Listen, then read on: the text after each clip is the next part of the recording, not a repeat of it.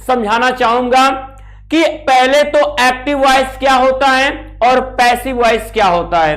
तो active voice क्या होता है, जब सेंटेंस में कार्य करने वाला व्यक्ति क्या होता है, सब्जेक्ट होता है, ठीक है, यानी सब्जेक्ट उसमें मुख्य होता है, मेन होता है।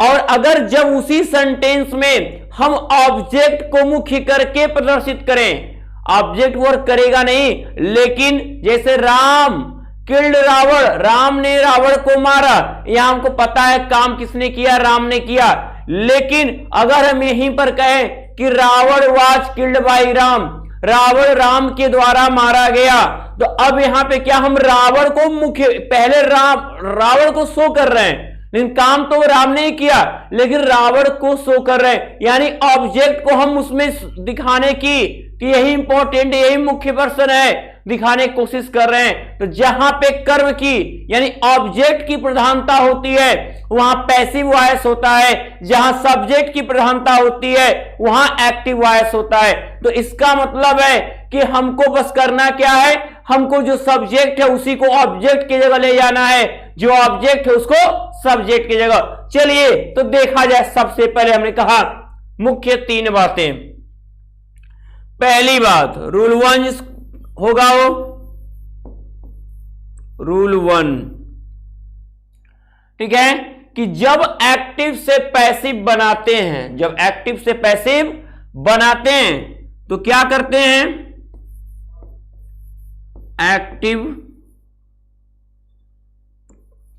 वॉइस से पैसिव वॉइस बनाते समय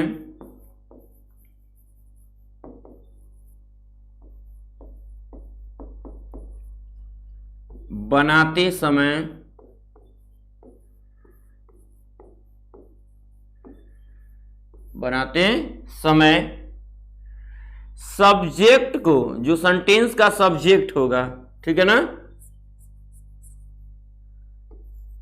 सब्जेक्ट को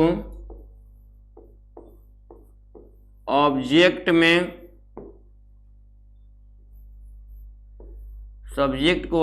में तथा ऑब्जेक्ट को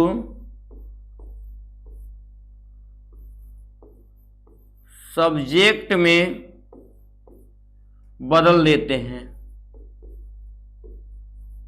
ऑब्जेक्ट को सब्जेक्ट में बदल देते हैं, ठीक है। एक्टिव वॉइस से पैसिव वॉइस बनाते समय सब्जेक्ट को ऑब्जेक्ट में तथा ऑब्जेक्ट को सब्जेक्ट में बदल देते हैं। अब उसके बाद हम क्या करेंगे कि आपने देखा कि सब्जेक्ट ऑब्जेक्ट के स्थान पे जाएगा, ऑब्जेक्ट सब्जेक्ट के स्थान पे जाएगा। रूल नंबर 2 आपका कहता है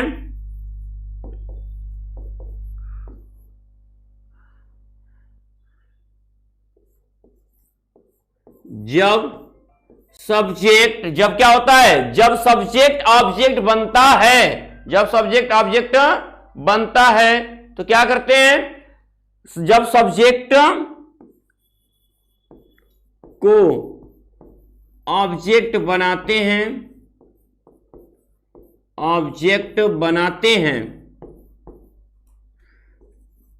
तो उसके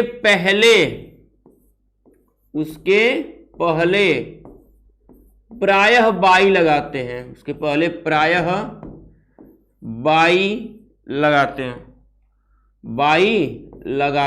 हैं, यानी कि प्रायः बाई लगाते हैं, यानी कुछ ऐसे भी कंडीशन आते हैं जहां प्रीपोजिशन बाई नहीं लगता है, लेकिन पहले हम आप बेस सीख रहे हैं, हमको तो बस पहले अपनी नींव मजबूत करते हुए आगे बढ़ना है, क्योंकि एक्टिव और पैसिव में मजबूत जो होना है, स्ट्रांग बनना है, टॉपिक कहीं पर मिस ना हो। अब तीसरा रूल, मुख्य 3 बातों में रूल नंबर 3, पैसिव वॉइस में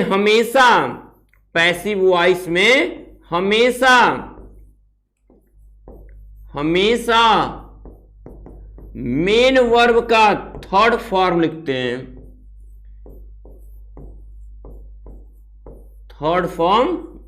हैं, चाहे एक्टिव वॉइस में वो आईएनजी लगा के ही क्यों ना हो, यस या ईएस लगा के क्यों ना हो, फर्स्ट फॉर्म या सेकेंड फॉर्म या थर्ड फॉर्म, ऑलवेज पैसिव में हमेशा थर्ड फॉर्म ही होगा। वो आईएनजी भी थर्ड फॉर्म में कन्वर्ट होगा, एस या ईएस वाला भी थर्ड फॉर्म में कन्वर्ट होगा, एक्टिव में कुछ भी रहे।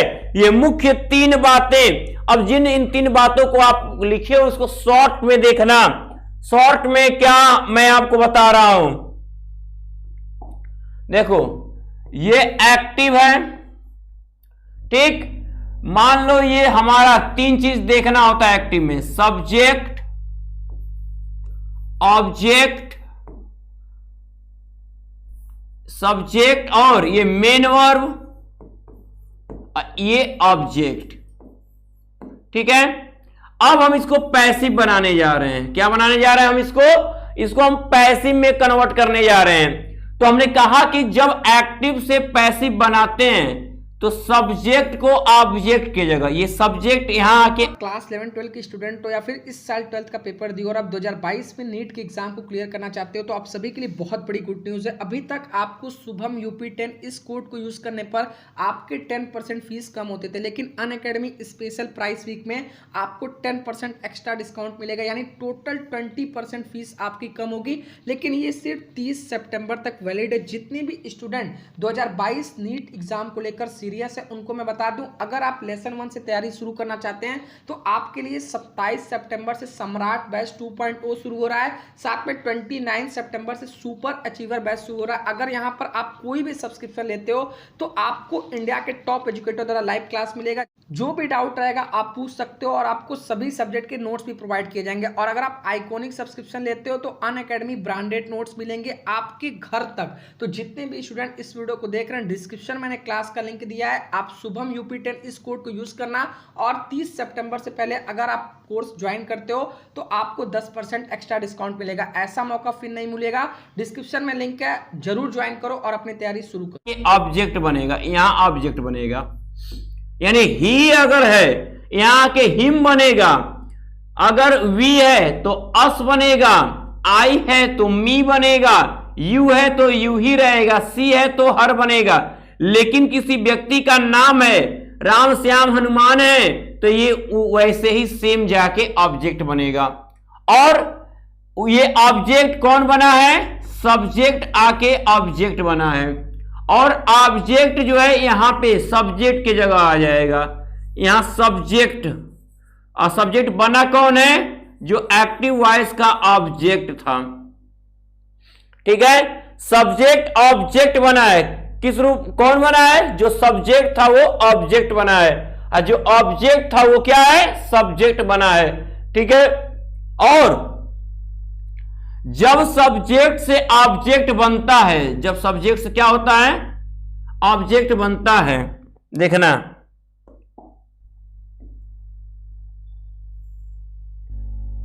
जब सब्जेक्ट से ऑब्जेक्ट बनता है तो हमने कहा कि ऑब्जेक्ट के पहले प्रायः बाई का प्रयोग करते हैं। क्या करते हैं, प्रायः बाई का प्रयोग करते हैं। एक्टिव वॉइस में सब्जेक्ट खोजो, मेन वर्ब खोजो, ऑब्जेक्ट खोजो। अब पैसिव में सब्जेक्ट ऑब्जेक्ट बनेगा और ऑब्जेक्ट सब्जेक्ट के स्थान पे आएगा, जो मेन वर्ब है ना वो अपने ठीक स्थान पे होगा और उस मेन वर्ब का थर्ड फॉर्म प्रयोग किया जाएगा। ये जनरल रूल, ये मुख्य तीन बातें हम हमेशा याद रखते हैं। लेकिन एक चीज होता है जो एक्टिव से पैसिव बनाने के लिए बेहद इंपॉर्टेंट, बहुत ही ज्यादा महत्वपूर्ण होता है। वो चीज क्या होती है कि एक्टिव वॉइस में यहां हेल्पिंग वर्ब दिया हो चाहे ना दिया हो, पैसिव वॉइस में यहां हेल्पिंग वर्ब लगेगा, ठीक है। ये चीजें बहुत इंपॉर्टेंट हो जाती हैं। तो अब चलिए पहले हम ये सीखते हैं कि किस एक्टिव वॉइस के पैसिव में क्या हेल्पिंग वर्ब लगता है। जिसने ये याद कर लिया, चुटकियों में एक्टिव से पैसिव बनाएगा। तो आ जाइए, देखिए हम हेल्पिंग वर्ब के बारे में जानेंगे।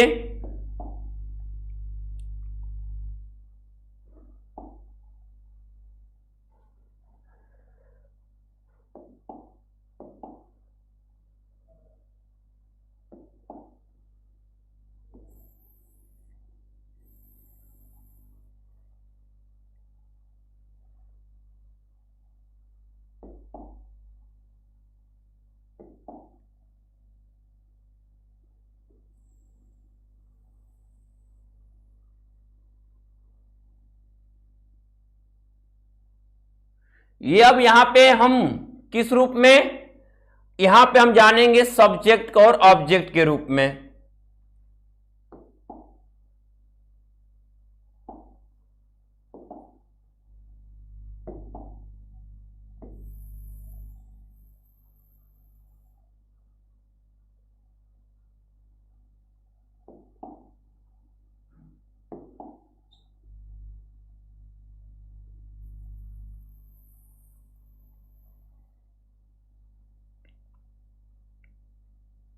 देखिए अब हम आते हैं आपके हेल्पिंग वर्ब की तरफ। ओके, पहले हम एक कॉलम में जानेंगे कि ये हमारा, इसमें हम जानेंगे कि कौन सा टेंस है, एक्टिव वॉइस किस टेंस में है, और helping verb in passive voice. Passive में हम हेल्पिंग वर्ब क्या प्रयोग करेंगे। तो पहला हमारा टेंस है प्रेजेंट इंडेफिनिट, प्रेजेंट इंडेफिनिट है। और प्रेजेंट इंडेफिनिट दूसरा हमारा टेंस होगा पास्ट इंडेफिनिट, पास्ट इंडेफिनिट। तीसरा हमारा टेंस होता है जिसका पैसिव बनता है फ्यूचर इंडेफिनिट। इसके ट्रिक मैं आपको बस बताने जा रहा हूं। हेल्पिंग वर्ब पैसिव का कैसे याद रखते हैं इसका ट्रिक मैं बताने जा रहा हूं, एकदम ध्यान से देखिएगा। Present indefinite, past indefinite, future indefinite. Present continuous,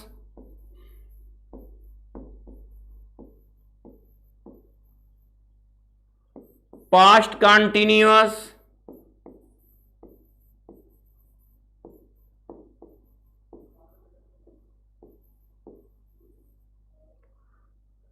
ठीक है। फिर अगला होता है हमारा प्रेजेंट परफेक्ट,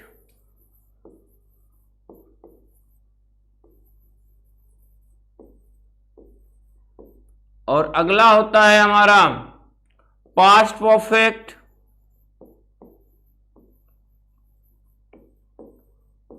और अगला होता है फ्यूचर परफेक्ट।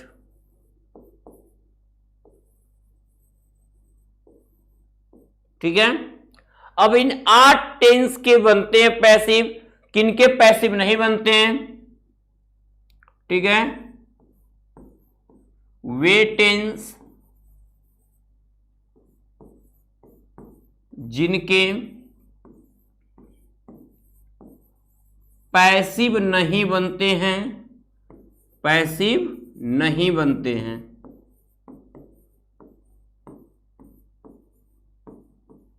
कौन कौन से हैं हमारा, एक पहले तो तीनों perfect continuous, present perfect continuous, present perfect continuous का पैसिव नहीं बनेगा, ठीक है। प्रेजेंट परफेक्ट कॉन्टिन्यूअस का पैसिव नहीं बनेगा। दूसरा पास्ट परफेक्ट कॉन्टिन्यूअस का पैसिव नहीं बनेगा। पास्ट परफेक्ट कॉन्टिन्यूअस यानी जिसमें हैज बीन, हैव बीन सहायक क्रियाएं दी हैं उनका पैसिव नहीं बनेगा। यहां तक कि फ्यूचर परफेक्ट कॉन्टिन्यूअस का भी पैसिव नहीं बनेगा। फ्यूचर परफेक्ट कॉन्टिन्यूअस का पैसिव नहीं बनेगा।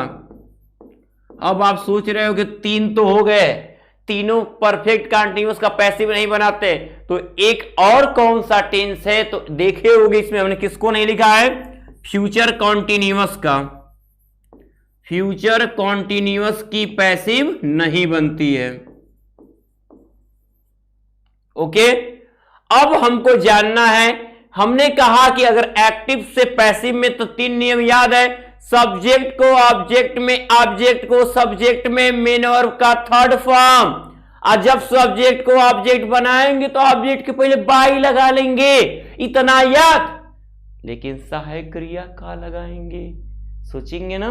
तो अब यहां पे प्रेजेंट इंडेफिनिट है, हमको हेल्पिंग वर्ब। तो जितने इंडेफिनिट होते हैं, प्रेजेंट इंडेफिनिट की पहचान क्या होगी, डू डज क्या आना, या उसमें मेन वर्ब में यस या ईएस या फर्स्ट फॉर्म का आना, तो हम जान जाएंगे प्रेजेंट इंडेफिनिट है। तो अगर प्रेजेंट इंडेफिनिट है तो उसके पैसिव में सहायक क्रिया उसके ठीक अगले टेंस की यानी प्रेजेंट कंटीन्यूअस की। अगर पास्ट इंडेफिनिट है, सेकेंड फॉर्म आया है, तो पास्ट इंडेफिनिट के ठीक अगले टेंस की सहायक क्रिया उसके पैसिव की सहायक क्रिया बनती है वाज वर। फ्यूचर का इंडेफिनिट है तो उसके ठीक अगले टेंस की यानी फ्यूचर कंटीन्यूअस की सहायक क्रिया विल बी और शैल बी होती है। एकदम याद रखना इस चीज को, ठीक है। तो प्रेजेंट इंडेफिनिट का एक एक्टिव है तो उसकी पैसिव की सहायक क्रिया होती है इज एम आर। क्या होती है? इज एम आर होती है। और अगर पास्ट इंडेफिनिट है तो वाज और वर होती है। और यहीं पे अगर फ्यूचर इंडेफिनिट होता है तो विल बी और शैल बी होती है। विल बी और शैल बी होती है। अब ये तीन के लिए नियम है, अब फिर लास्ट के 3 के लिए वही नियम है। अगर क्या है, अगर प्रेजेंट परफेक्ट है तो प्रेजेंट परफेक्ट कंटिन्यूअस की सहायक क्रिया लगती है। यानी अगर हैज हैव है तो बीन बढ़ा दो बस, has been have been. Past perfect है तो हैड होता है तो उसके पैसिव की सहायक क्रिया में बीन बढ़ा दो, हैड बीन। फ्यूचर परफेक्ट का विल हैव शैल है होता बीन बढ़ा दो, यानी तीनों के परफेक्ट कंटिन्यूअस की सहायक क्रिया लिख दो, परफेक्ट हो जाएगा एकदम। तो इनको हम क्या लिखेंगे? ये हैज बीन हैव बीन हो जाएगा, हैज बीन हैव बीन, ठीक है। ये हो जाएगा हैड बीन। अब फ्यूचर परफेक्ट का क्या हो जाएगा? Will have been, will have been और shall have been, shall have been हो जाएगी। अब बच रहा है 2 कंटीन्यूअस। तो याद रखना अगर इज एम आर के साथ आईएनजी आता है तो प्रेजेंट कंटीन्यूअस होता है एक्टिव वॉइस, और अगर वाज वर्ब के साथ मेन वर्ब में आईएनजी आता है तो उसकी पहचान हम करते हैं कि पास्ट कंटीन्यूअस है। तो जब उनका पैसिव बनाने जाएंगे, सहायक क्रिया ही इंपॉर्टेंट है, तो उनकी सहायक क्रिया में उनका सहायक क्रिया जो होता है इज एम आर तो होगा ही, लगना ही है इनको, प्लस जो है उनके साथ बीइंग ऐड होता है।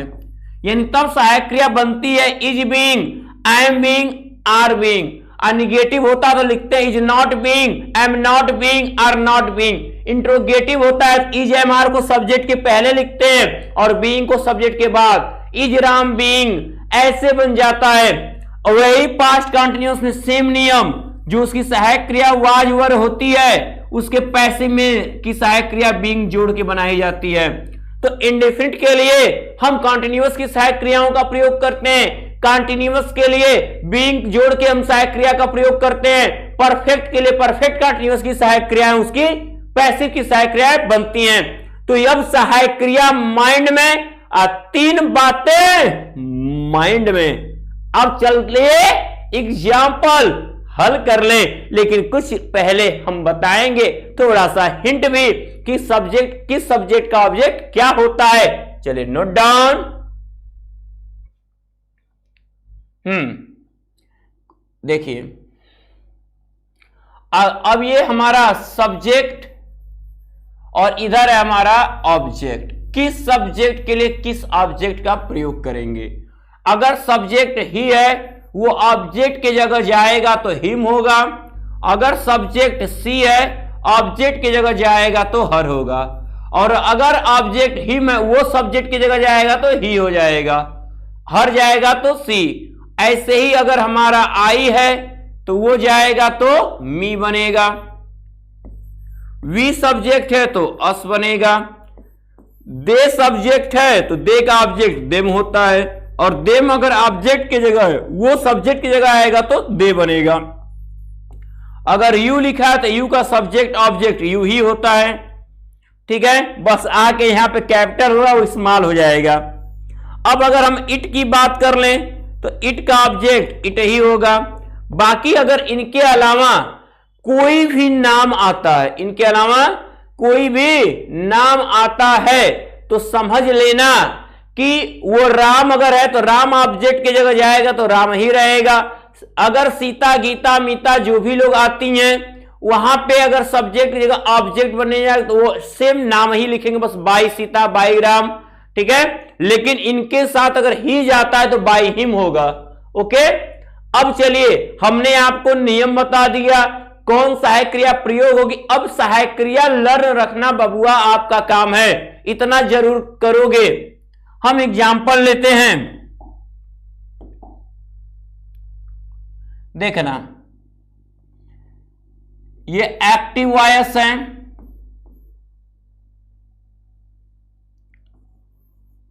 आई सा और स्नेक, मैं एक सांप देखा भैया, मैं क्या किया, मैं एक सांप देखा। अब इसको पैसिव में बनाना है, इसको क्या करना है, पैसिव में बनाना है। तो पैसिव में कैसे बनेगा, पहले तो हम टेंस पहचाने, जब भी एक्टिव से पैसिव बनाएंगे टेंस पहचानेंगे।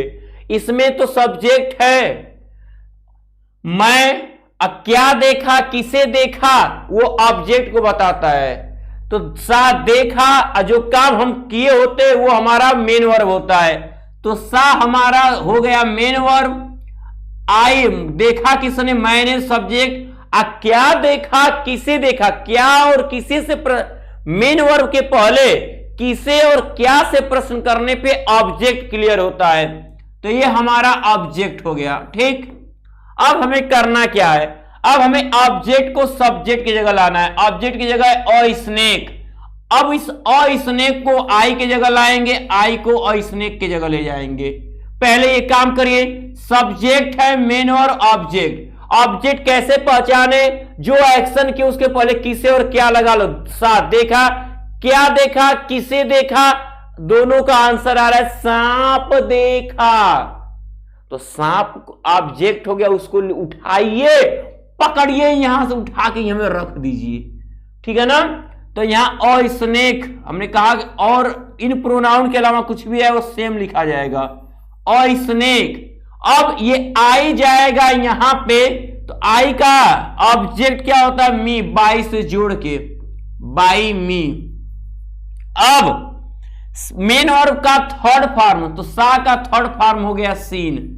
और मैंने कहा इतना काम करने के बाद एक्टिव वॉइस में सहायक क्रिया हो चाहे ना हो, हम सब्जेक्ट और मेन वर्ब के बीच में सहायक क्रिया का प्रयोग करेंगे। तो अब यहां पे सहायक क्रिया दो ही टेंस में नहीं होती है, प्रेजेंट इंडेफिनिट के अफर्मेटिव में और पास्ट इंडेफिनिट के अफर्मेटिव में। तो पहचानते कैसे हैं कि कौन सा टेंस है, अगर मेन वर्ब का फर्स्ट फॉर्म या मेन वर्ब में यस या ईएस जुड़ा है तो समझ जाना कि प्रेजेंट इंडेफिनिट है, और अगर मेन वर्ब का सेकेंड फॉर्म, सी का सेकेंड फॉर्म सा है तो पास्ट इंडेफिनिट है। और जब पास्ट इंडेफिनिट है तो उसकी सहायक क्रिया क्या होगी, वाज और वर पैसिव में, ठीक है।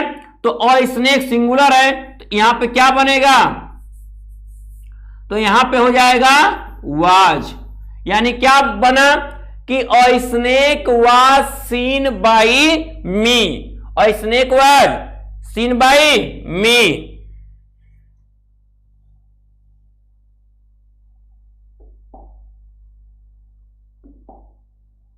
देखिए, अब अगले एक्टिव वॉइस पे आए, एक और एग्जांपल लेते हैं हम।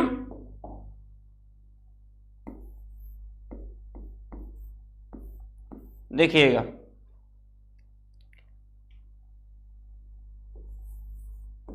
सी is singing, she is singing और song, she singing a song. इस एक्टिव को बनाना है पैसिव। पहले हम देखें कि एक्शन क्या हो रहा है, एक्शन कौन सा इसमें किया जा रहा है, क्या काम हो रहा है, गाने का। तो ये जो काम हो रहा है वो तो हो गया हमारा मेन वर्ब, ये हमारा मेन वर्ब हो गया। अब यहां प्रश्न करें कौन, अगर प्रश्न करेंगे उसके पहले कौन, तो सब्जेक्ट निकल के बाहर आएगा, कौन गा रहा है, वह, तो ये हमारा सब्जेक्ट हो गया। और फिर मैंने कहा था ऑब्जेक्ट पहचानना है तो आपके किए गए एक्शन के पहले क्या और किसे लगाइए। तो सिंगिंग के पहले कहिए किसे गा रहा है, क्या गा रहा है, सॉन्ग, ये क्या हो गया? ऑब्जेक्ट हो गया। अब एक्टिव है, पैसिव बनाना है। अब सहायक क्रिया देख लो क्या लगेगा, इज और आईएनजी है, तो इज एम आर और आईएनजी का आना प्रेजेंट कॉन्टिन्यूअस होता है, तो उसकी सहायक क्रिया क्या होती है? बीइंग ऐड होती है, यानी इज बीइंग, एम बीइंग और आर बीइंग बनती है। तो ये सहायक क्रिया किसके अनुसार लगती है? बनने वाले सब्जेक्ट के अनुसार। तो अब ये ऑब्जेक्ट और सॉन्ग सी के जगह जाएगा, सी और सॉन्ग के जगह आएगा। तो हम अब क्या लिखेंगे? हम यहां लिखेंगे कि अ सॉन्ग। अब ये सिंगुलर है तो इज बीइंग, सहायक क्रिया जरूर लगाओ, तो इज हो गया बीइंग। और जो मेन वर्ब है वो का किस फॉर्म में? थर्ड फॉर्म में, सिंग सैंग सॉन्ग, थर्ड फॉर्म हो गया। अब ऑब्जेक्ट सब्जेक्ट बना, उसके बाद सहायक क्रिया प्रेजेंट कंटीन्यूअस था तो सिंगुलर आया इज बीइंग, आई के साथ रहा था एम बीइंग, प्लूरल होता तो आर बीइंग लिखते। मेन वर्ब के स्थान पे ही मेन वर्ब रहता है, तो अगर ये सब्जेक्ट तो यहां भी पहले सब्जेक्ट, लेकिन ऑब्जेक्ट को बनाएंगे सब्जेक्ट। अब मेन वर्ब के बाद ऑब्जेक्ट चाहिए, तो मेन वर्ब के बाद ऑब्जेक्ट कौन बनेगा? जो होगा सब्जेक्ट। सी को उठाइए, यहां पे ला के रख दीजिए बाई के साथ, तो सी का ऑब्जेक्ट क्या होता है? हर होता है। हमारा बन गया एक्टिव से पैसिव। एक एग्जांपल और लेते क्वेश्चन वर्ड वाला, ठीक है? क्वेश्चन वर्ड का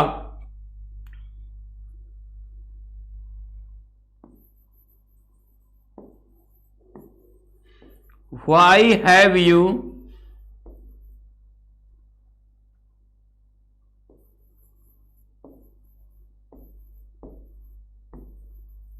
बीटेन हिम।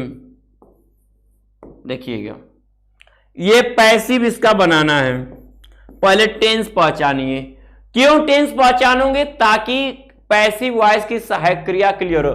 बाकी तो हमको पता है, सब्जेक्ट को ऑब्जेक्ट करो, ऑब्जेक्ट को सब्जेक्ट करो, मेन वर्ब का थर्ड फॉर्म पता है ना? अगर पता है तो अभी से लाइक करो ना, जल्दी जल्दी लाइक करो। अब why have you beaten him, जब इंट्रोगेटिव में एक्टिव वॉइस हो तो कुछ नहीं, डरते नहीं है। आपको करना क्या? आपको तो बस तीन चीज देखना है। एक्शन क्या हुआ है? पीटने का। अब यहां पे प्रश्न करो, कौन सब्जेक्ट निकालो, कौन पीटा? तुमने पीटा, यू सब्जेक्ट हो गया। क्या पीटा? किसे पीटा?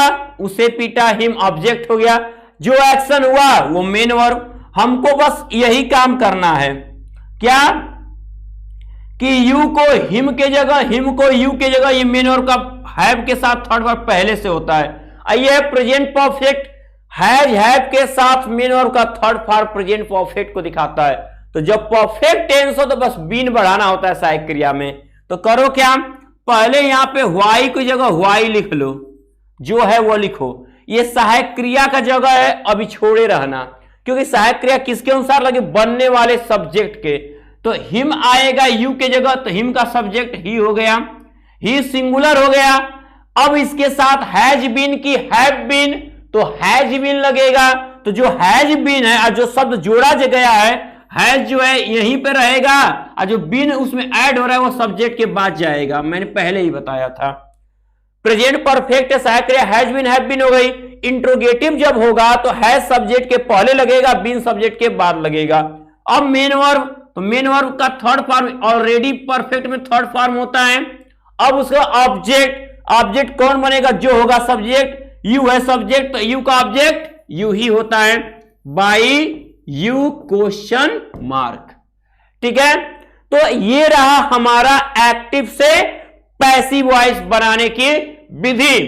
अब हम इसके बाद पढ़ेंगे नेक्स्ट टॉपिक में एक्टिव और पैसिव के इंपॉर्टेंट तराने, यानी कि कब हो जाता है प्रीपोजिशन बाय के स्थान पर एट, कब होता है प्रीपोजिशन बाय के स्थान पे विथ, और कब चेंज होता है हु का बाय हुम, और कब होता है प्रीपोजिशन इन का प्रयोग। तो सब कुछ मिलेगा जानने के लिए अगले वीडियो का इंतजार करिए। तो चलते हैं, अब मैं लेता हूं विदा, लेकिन विदा से पहले मैं आपको कहूंगा कि इस वीडियो को ज्यादा से ज्यादा लाइक और अब शेयर कर दें, कि और सबसे अहम बात, अभी भी जो लोग वीडियो देख रहे हैं शुभम क्लासेस के इस चैनल को सब्सक्राइब नहीं किए हैं तो पहले इस चैनल को सब्सक्राइब कर लें ताकि अगले वीडियो की नोटिफिकेशन आपके पास जाती रहे और आपकी बेस्ट से बेस्ट तैयारी होती रहे। तो मेरे होनहार विद्यार्थियों, मैं पीयूष आर्या लेता हूं विदा। Good luck.